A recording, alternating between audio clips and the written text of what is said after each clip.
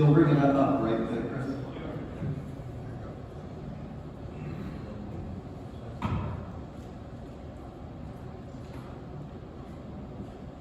Well, hello everyone, and just thanks for sticking around, and I hope to keep your next little bit pretty exciting.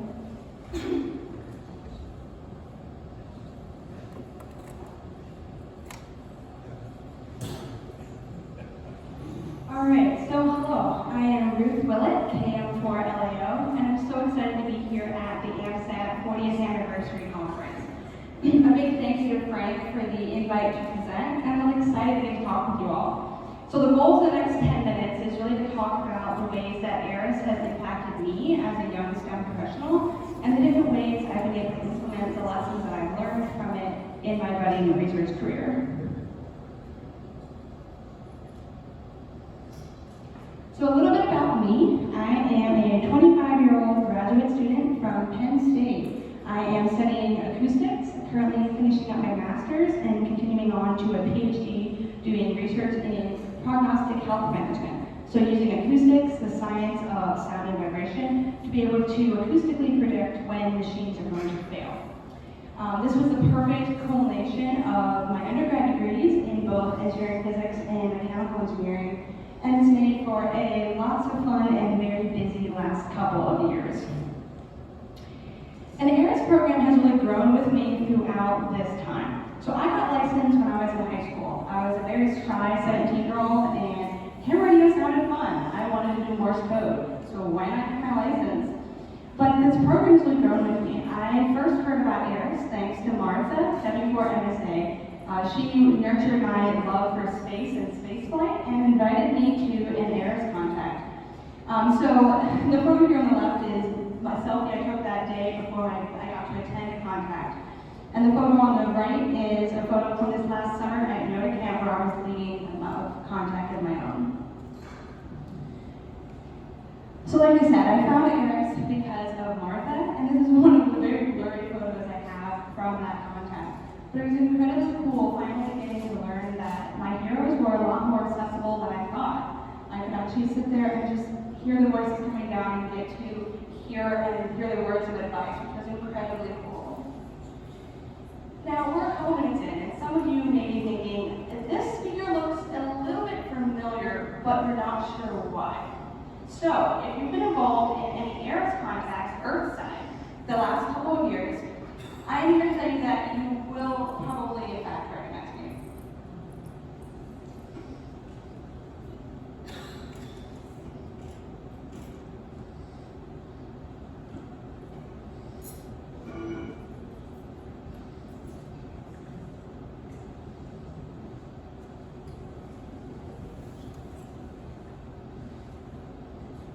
Hi, my name is Ruth, and that's Chris. Today I'm going to talk to you about our contact on the International Space Station. Before the station passes over your portion of the sky, let's tell you about how it's going to happen.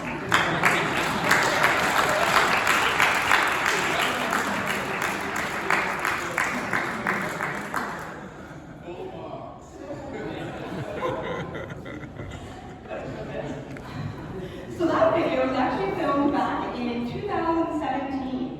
I was flabbergasted when I got an email out of the blue from Tom, Whiskey Tango Delta, telling me that he was going to be filming a video for ARISS pre-contacts and invited me to co-star with Chris, KD8YBJ.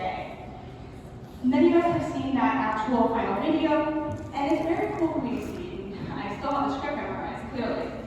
But what's really cool for me is thinking back to the behind-the-scenes aspects of this, of walking into the Date Amateur Radio Clubhouse and realizing that this video was going to happen, working with Chris to make sure that we could officially say through our lines and that it would come across well on screen.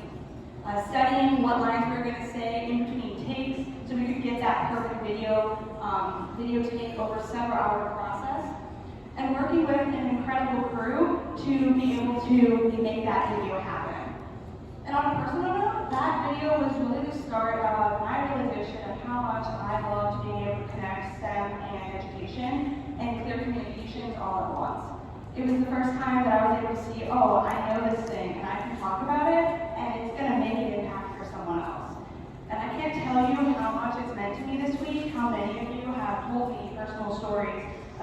students who watched that video have been so excited for the contract, or the way that that video has helped you, and above all else, that has honestly made my week.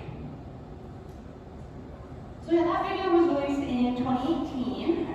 So I've technically been virtually a part of a lot of ARISS contacts since then, but I still hadn't had a chance to talk to an astronaut on my own.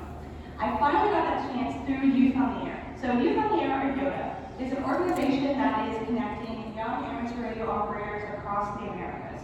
We do a lot of activities on and off the air to connect young people ages 15 to 25, but the biggest one we do is a week-long camp. We started that camp in 2021, where I was attended as a camper and also a satellite workshop lead, and we've continued since then in a variety of locations. It's been a lot of fun getting to meet other youth, and I've been able to move through that organization, starting out as a camper and then a workshop leader, and now assistant director. So we connect youth across the Americas, and we've also gotten to connect with astronauts on the International Space Station. Over the last 3 years, we've gotten to do 2 different telebridge contacts, and it was especially cool this week getting to meet Claudio because we had an incredible contact with him last summer during our ARISS event. And we're so grateful that ARISS is willing to work with us because we're a week-long camp in person. There's not a lot of time to get those contacts scheduled, but they've made it work, and it has been a highlight of the students' weeks. And that 2021 camp, I finally got to talk to an astronaut myself and ask the first question during that contact.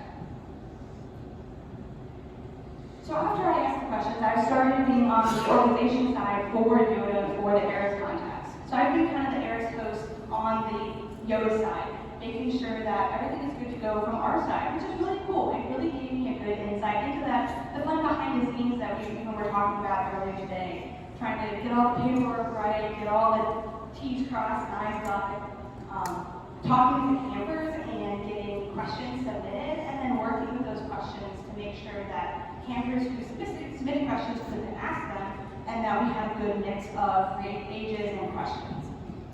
And then it's really fun getting to be up there during the contact, helping to serve and help those students know what to expect before and during the contact, and being ready to stand up and ask their question.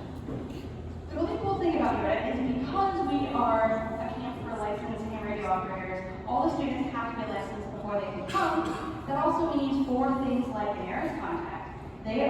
Most of them are already very familiar with talking on a microphone, and that comes across so incredibly well during these contacts. They are ready and able to step up and ask their questions without fear, and they can get a lot of really cool responses. A personal highlight for me from last year with our contact with Steve Bowen was we had so many good questions that we flew through, got so many good answers, and one of the ones at the end was, what's your favorite school contact? And to our absolute delight, he said that we were, which was incredible. So yeah, that's all about the ham radio side of my life, but I'm very much into STEM as well. And all the things I've been able to do in ham radio since getting licensed in 2015 have really helped me combine it all together. So I now do acoustics, which is a really fun mix of mechanical engineering, physics, and radio. And that all comes together to the research that I'm doing now, seeking to understand transducers and microphones, how they all work, and the different types of sensors that we can use, understanding the math behind the vibration testing and all sorts of other cool things. And then doing all sorts of signal processing and working with that data so I can get some usable results. So yeah, looking forward, there's a lot that I want to do. I'm currently finishing up my master's, like I said, looking at different types of sensors. I wanted to just thought we could be able to use this for prognostic health management with a lot of different types of trucks and vehicles. And then starting this fall, I'll be transitioning to a PhD with some sort of research looking at how to combine artificial intelligence and acoustics to be able to more accurately use prognostic health management for a variety of projects. I've always wanted to work in the space industry, and I think that my research is going to get me a good direction all the way there. But working in space-related things isn't just for academia, it's very much for what I do for my hobby as well. I love that this organization and the amount of things I've been able to do over the last number of years And I'm really excited to continue on with more volunteering from educational side and technical side and however they can use me. I'm also really excited as I continue with Yoda to continue our partnership and continue bringing contacts to kids at camp, which makes that camp an additional special. And of course, nurturing the connections and mentorships that we've had. This week's been so much fun getting to meet so many of you in person and getting to make new friends and connect with old ones. And it's been so incredibly wonderful. So in conclusion, I'm very busy and I love it. But this week has been great, and a huge thank you to ARISS for the opportunity. Thank you.